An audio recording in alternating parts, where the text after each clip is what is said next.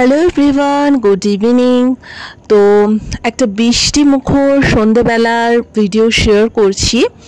তো ইচ্ছে করছিল না একদম ভিডিও করতে, বাট ইচ্ছে করলো যে অনেক দিন ঠিক করে ভিডিও দেওয়া হচ্ছে না, তাই একটা ছোট ভিডিও দিয়ে দিই।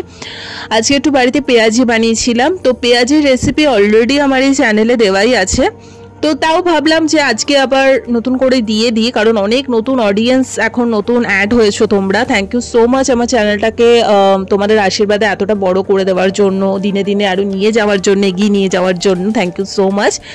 তো আমি যেভাবে পেঁয়াজি বানাই আমি সেটাই তোমাদের সাথে শেয়ার করব। ফার্স্টেই পেঁয়াজগুলোকে কেটে নিচ্ছি, দেন লঙ্কা কিছুটা কুচিয়ে নেব।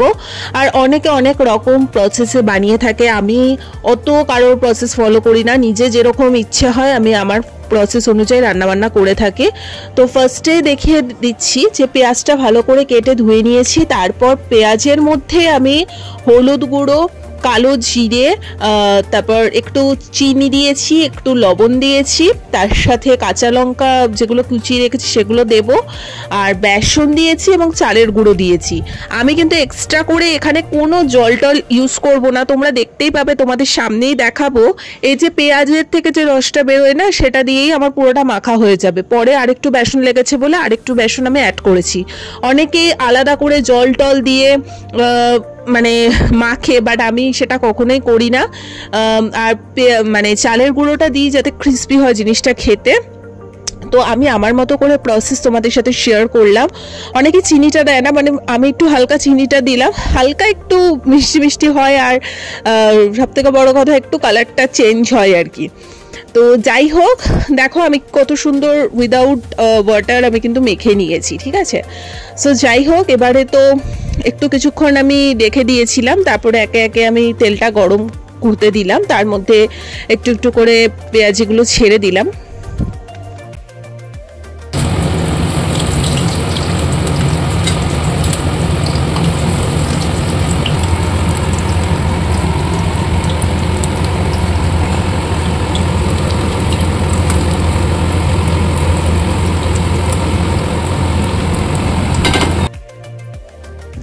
সো রেডি আমার পেঁয়াজি।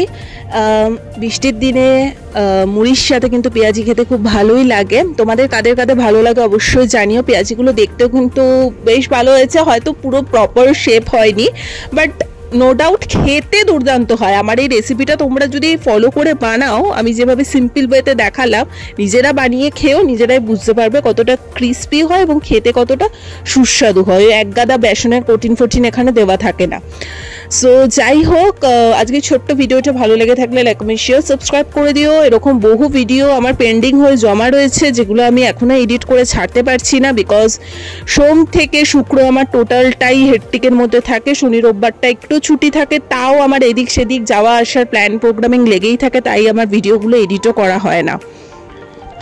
তো আমি আর ভিডিওগুলো ফেলে রাখবো না, যেগুলো পেন্ডিংয়ে আছে সেগুলো একটু একটু করে এডিট করে তোমাদের সামনে ছেড়ে দেবো। সো চলো আজকের মতো এখানেই, টাটা।